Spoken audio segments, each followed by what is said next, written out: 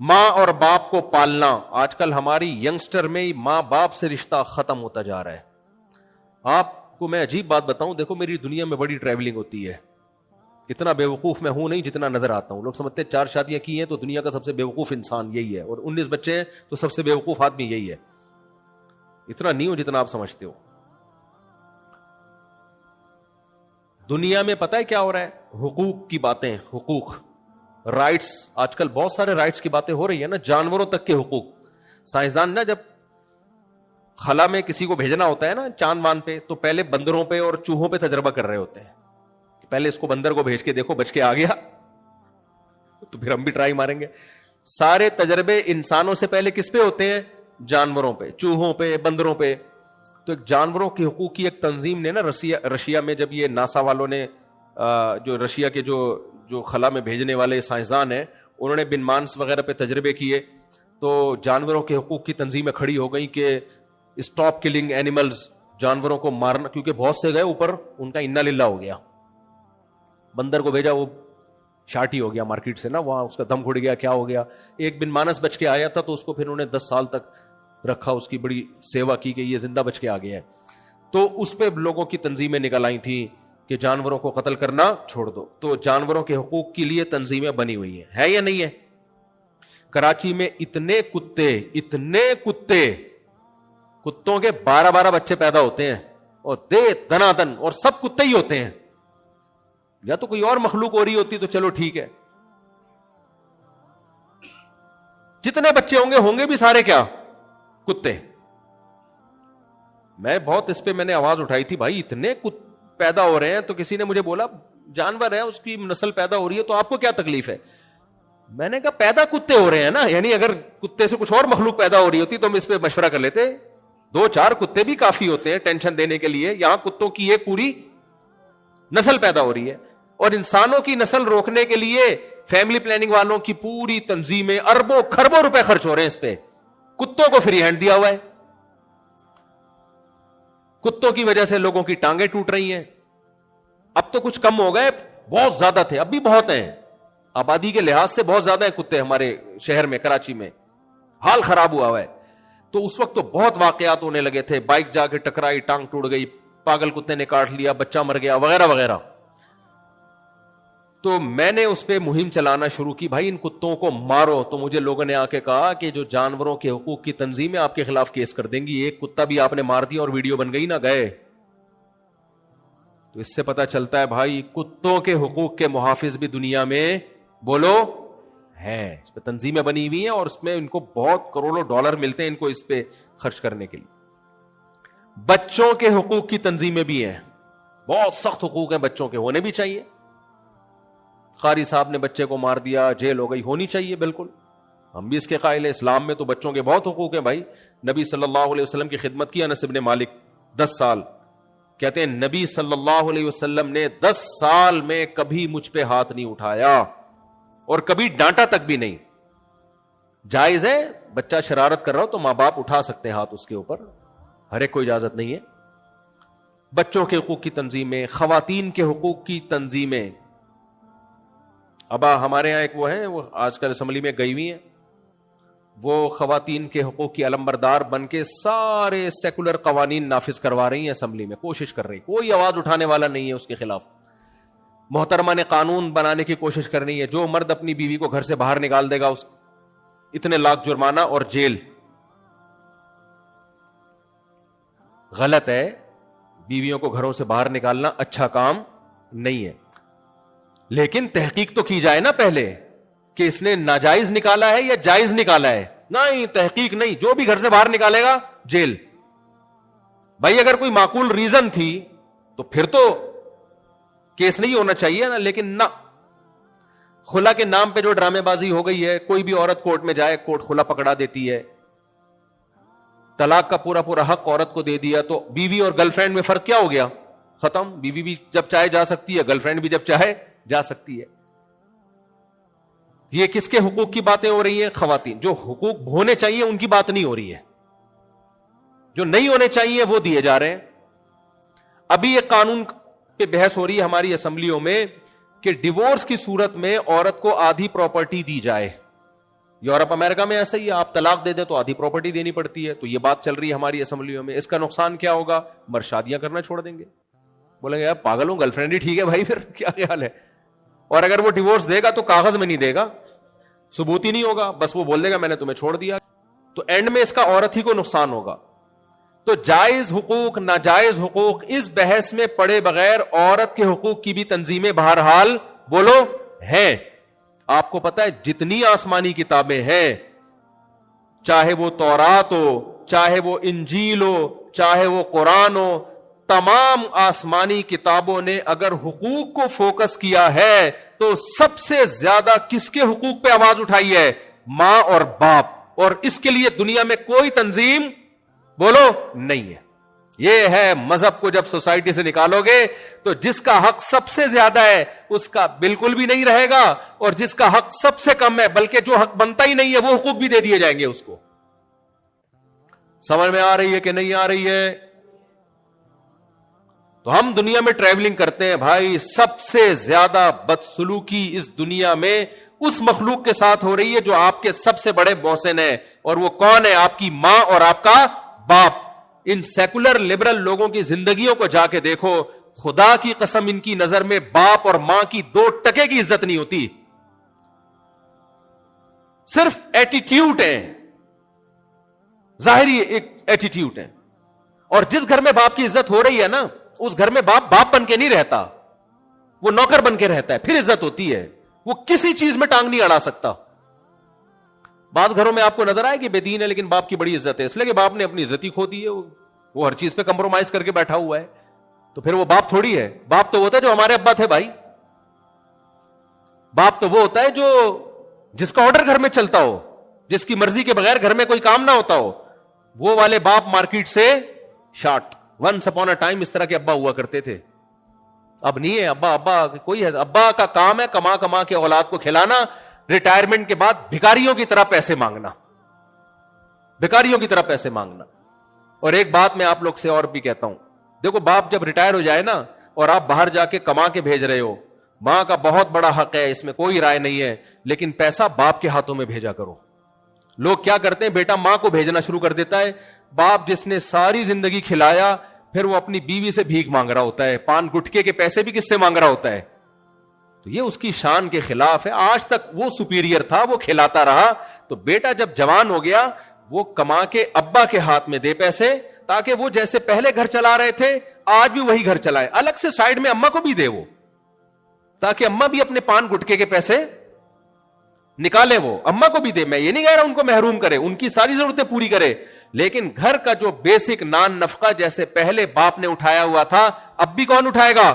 باپ اٹھائے گا. میں نے زندگیاں دیکھی ہے, بیچارہ ریٹائرمنٹ کے سب کچھ باپ کا کمایا ہوا ہوتا ہے, وہ سڑ رہا ہوتا ہے گھر میں, چل ہی نہیں رہی ہوتی اس کی. تو ماں کے ساتھ حسن سلوک کا حکم ہے, 3 گنا حق زیادہ ہے. میٹھے لہجے سے بات کرو, لیکن سربراہ کون ہے؟ بولو نا یار. سربراہ تو باپ تھا, باپ ہی رہے گا, موت تک باپ رہے گا. اس پہ کوئی بات کرنے والا نہیں ہے, اس پہ اللہ بات کرتا ہے, کیونکہ اللہ کہتا ہے جس ماں نے تمہیں کھلایا پلایا وہ سپیریئر ہے, جس باپ نے تمہیں کھلایا پلایا بولو وہ سپیریئر ہے. لا تقل لهما اف, اف نہیں کرنا ہے ان کے سامنے. گھر میں کس کی چلے گی؟ ان کی چلے گی. تو لیکن میرے بھائی یہ سب باتیں جب سمجھ میں آتی ہیں جب توکل کس پہ ہو؟ اللہ پہ. اب گورا تو نہیں رکھتا, کہتے ہیں یہ پیسہ بھی کھائیں گے ہمارا اور لائف کو انجوائے بھی نہیں کرنے دیں گے, اس لیے وہ نہ بچے پیدا کرتے ہیں, نہ شادی کرتے ہیں, نہ رشتہ داری جوڑتے ہیں. ہر آدمی کی ایک لائف ہے, لیکن یہاں اللہ نے ہمیں حکم دیا, اللہ نے حکم دیا نکاح بھی کرو. گورا نہیں کرتا نکاح, خرچہ بڑھ جائے گا, حالانکہ بڑھ نہیں رہا, کچھ بھی نہیں, دھیلا بھی خرچ نہیں ہو رہا, پھر بھی وہ ڈرتا ہے. اللہ نے کیا کہا؟ نکاح بھی کرو اور بیوی پہ خرچ بھی کرو. اور اللہ نے کہہ دیا دیکھنے میں کیا ہے, اسباب یہ کہتے ہیں, کیلکولیٹر یہ کہتا ہے, ماہر شماریات, چارٹرڈ اکاؤنٹنٹ سے پوچھ لو آپ, یا عام اکاؤنٹنٹ سے پوچھ لو آپ, وہ سب کے سب یہی کہیں گے بھائی اس سے تمہارے خرچے بڑھ جائیں گے, تمہاری آمدن کم ہو جائے گی. اللہ کہتے ہیں وَمَن يَتَوَكَّلْ عَلَى اللَّهِ فَهُوَ حَسْبُهُ, اللہ پہ اعتماد کرو, اللہ تمہیں کافی ہے, وہاں سے روزی دے گا جہاں سے تمہارا گمان بھی نہیں ہوگا. ان یکونوا فقراء, فقیر ہوگے, یغنیہم اللہ من فضلی, نکاح کرو اللہ برکت دے دے گا مال میں. ماہر جو شماریات کے ماہر ہیں وہ کہتے ہیں بچے پیدا ہوں گے تو آپ کا خرچہ ڈبل ہو جائے گا, تیسرا بچہ آیا اور خرچہ بڑھ جائے گا. اللہ کیا قرآن میں کہتے ہیں کہ یہاں اسباب کو مت دیکھو, نحن نرزقہم وإیاکم, ہم انہیں بھی روزی دیں گے اور ہم تمہیں بھی روزی دیں گے. یہ رزق کے خزانے کس کے ہاتھ میں ہیں؟ اللہ کے ہاتھ میں. عقل پرست آدمی جو یہ سمجھتے ہیں میری عقل لامحدود ہے, اس کو اللہ کی باتیں سمجھ میں نہیں آتی, وہ کنجوس ہی بنا رہتا ہے. دنیا کا سب سے بڑا کنجوس, یہ سوال دہرایا کرو لوگوں کے سامنے, پوچھا کرو دنیا کا سب سے بڑا کنجوس کون سا ہے؟ آگے وہ جو بھی جواب دے آپ بولو جواب غلط.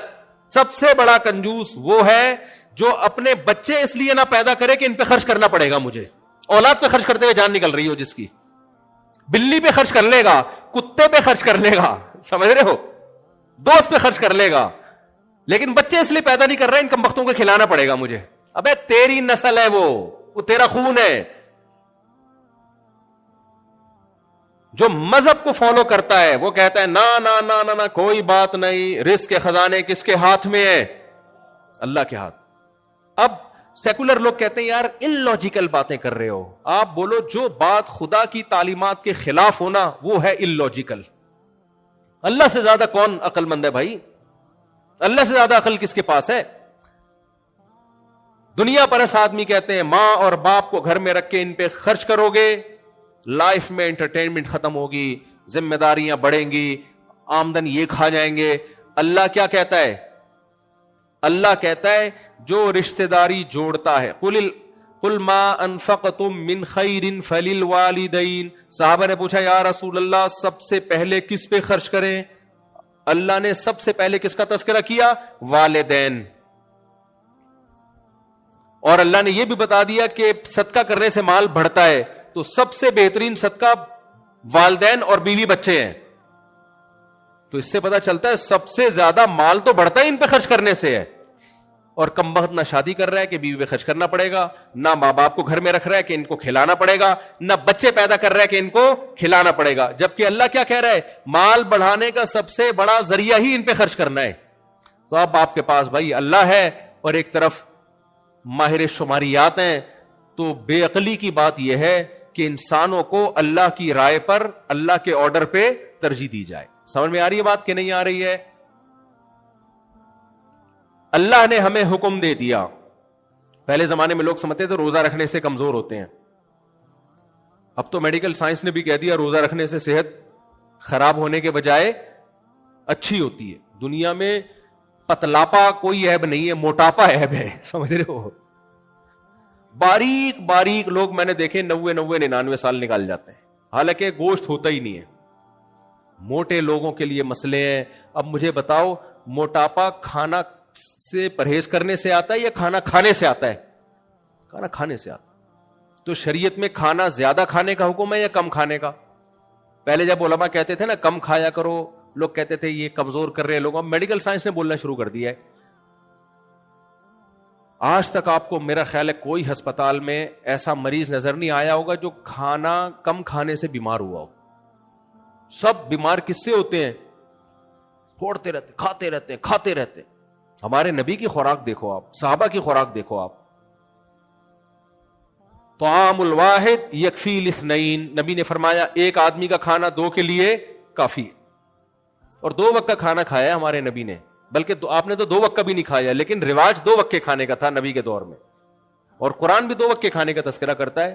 میں بھی 3 وقت کھاتا ہوں, لیکن اسلام میں کیا ہے؟ 2 ٹائم ہے. ہم سب کھائے جا رہے ہیں, کھائے جا رہے ہیں, کھائے جا رہے ہیں.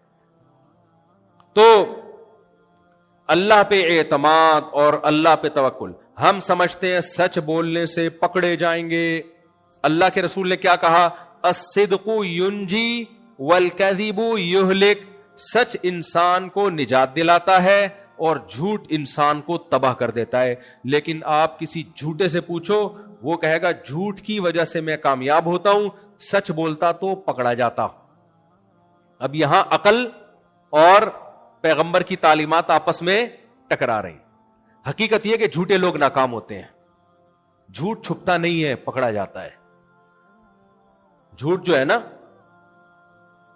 جب آدمی جھوٹ سے توبہ کرتا ہے نا تو بہت سے غلط کام وہ اس لیے چھوڑ دیتا ہے کہ مجھے اپنے آپ کو بچانے کے لیے جھوٹ بولنا پڑے گا. سمجھ رہے ہو کہ نہیں سمجھ رہے؟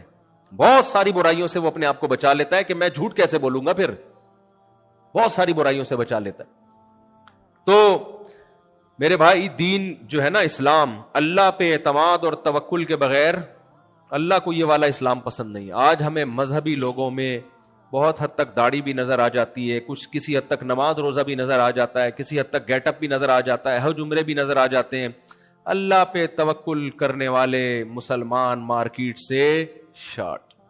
اسی توکل نہ کرنے کا نتیجہ ہے کہ مسلمان مالی معاملات میں بہت کمزور. بس یہ بات کر کے میں اپنے بیان کو ختم کرتا ہوں. اسی توکل نہ کرنے کا نتیجہ ہے. آپ جس دکان سے راشن لیتے ہیں, آپ کی ذمہ داری ہے پہلی تاریخ کو اس کا بل دے دیں. لوگ نہیں دیتے, لوگ نہیں. بچاؤ پیسہ, ہو سکتا ہے وہ بھول جائے, اس پیسے سے کچھ اور پیسہ بنا لو. ڈیلے کرتے ہیں. کیوں؟ وہ سمجھتے ہیں پیسے سے ہم پیسہ بنا لیں گے, جبکہ اللہ کا حکم کیا ہے؟ صاحب حق کو اس کا حق وقت پر ادا کر دو, چھوڑ دو. یہاں کس پہ توکل کرو؟ اللہ پہ. لوگ کرتے ہیں توکل اللہ پہ. بولو نا کیا ہو گیا؟ نہیں کرتے. بولتے یار ڈیلے کرو, ڈیلے کرو. کل میں نے کوئی ٹیکسی کرائی ہے, تو میں ٹیکسی میں جا رہا ہوں, تو وہ ٹیکسی ڈرائیور بڑی احتیاط سے ٹیکسی چلا رہا تھا. اوبر یا کریم یا کوئی ان ڈرائیو تھی, ہمارے دوست نے کروائی تھی اپنی, تو میں نے جانا تھا کہیں. تو ہمارے جو ساتھ بیٹھے ہوئے تھے نا, انہوں نے اس ڈرائیور سے بولا لگتا ہے آپ کی اپنی گاڑی ہے. اس نے کہا میری اپنی گاڑی ہے. کہ اسی لیے اتنی تمیز سے چلا رہے ہو. آپ کسی گاڑی میں بیٹھ جائیں ان ڈرائیو یا اوبر کی, جو رینٹ پہ لے کے کوئی چلا رہا ہو, تو آپ کو اس کے چلانے کے اسٹائل سے پتا چل جائے گا کہ یہ اس کی اپنی گاڑی نہیں ہے. سمجھ رہے ہو کہ نہیں سمجھ رہے؟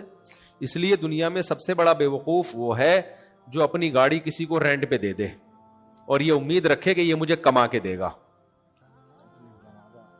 اچھا, بس بات کو میں سمیٹ کے ختم کر رہا ہوں.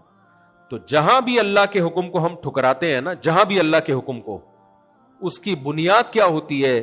ہمارا اللہ پہ اعتماد نہیں ہوتا. تو خوب سمجھ لو, اللہ کو ناراض کر کے آپ اللہ کے خزانوں سے کچھ بھی حاصل نہیں کر سکتے. اگر وہ ملا بھی نا آپ کو اللہ کے خزانوں سے, وہ عذاب جان بن کے, جیسے فرعون کو مل گیا تھا بہت کچھ, لیکن فرعون کی حکومت اور فرعون کی دولت عذاب جان بن کے ملی تھی اس کے لیے.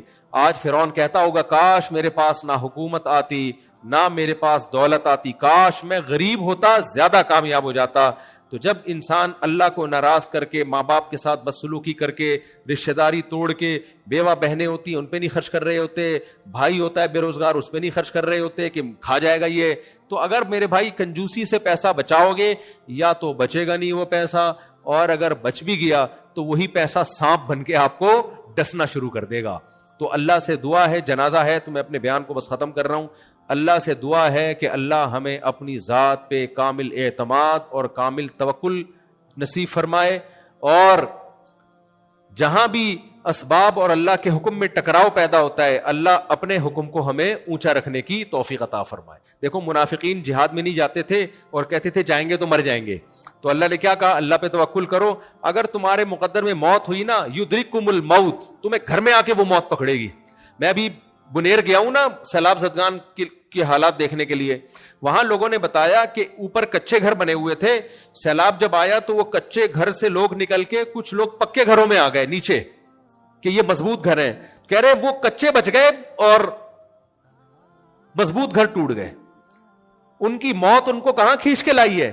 کچے گھروں سے پکے گھروں کی طرف. جو کچے میں رہ گئے وہ بچ گئے, اور جو پکے میں تھے وہ مر گئے. بعض دفعہ آپ جو احتیاطی تدبیر اختیار کر رہے ہوتے ہیں, وہ تدبیر آپ کی زندگی کے بجائے موت کا ذریعہ بن جاتی ہے. تو جو اللہ پہ اعتماد اور توکل کرتا ہے وہ کہتا ہے بھائی ہم اسباب تو اختیار کریں گے, لیکن ہوگا وہ نہیں جو میں چاہوں گا, ہوگا وہ جو میرا رب چاہے گا. انڈیا میں جو جہاز تباہ ہوا, وہ خاتون بچ گئی جو ایئرپورٹ لیٹ پہنچی تھی. حالانکہ کسی جگہ لیٹ پہنچنا یہ کامیاب ہونے کی علامت ہے یا ناکام ہونے کی؟ ٹائم مینجمنٹ کی جتنی ورک شاپس ہیں آپ نے یہی پڑھا ہوگا کہ ہمیشہ لیٹ پہنچنے والے لوگ ناکام ہوتے ہیں, ٹائم پہ کام کرنے والے لوگ کیا ہوتے ہیں؟ کامیاب. کیا خیال ہے بھائی؟ اب کوئی ماں باپ بچے کو نصیحت کر رہے ہوں گے بیٹا ہر کام ٹائم پہ کیا کرو, کامیاب ہو گئے. بچہ کہے گا امی انڈیا میں وہ خاتون ٹائم پہ نہیں کام کرتی تھی اسی وجہ سے بچ گئی وہ, اس لیے یہ نصیحتیں کسی اور کو کیا کریں. کیا خیال ہے, کہے گا کہ نہیں کہے گا؟ وہ غلط کہے گا, اس لیے کہ ہم تو اللہ کے حکم کے مکلف ہیں, ہم نے تو ٹائم پہ ہی کام کرنا ہے. لیکن میرے بھائی جس کو اللہ نے کامیاب کرنا ہوگا کامیاب ہوگا, جس کو نہیں کرنا ہوگا تو اللہ کے خزانوں سے زبردستی کچھ بھی حاصل نہیں ہو سکتا. اور اگر حاصل ہوا بھی نا, وہی دولت وہی عزت آپ کو سانپ بن کے ڈسے گی. اللہ سے دعا ہے اللہ ہمیں اپنی ذات پر اعتماد اور توکل نصیب کرے.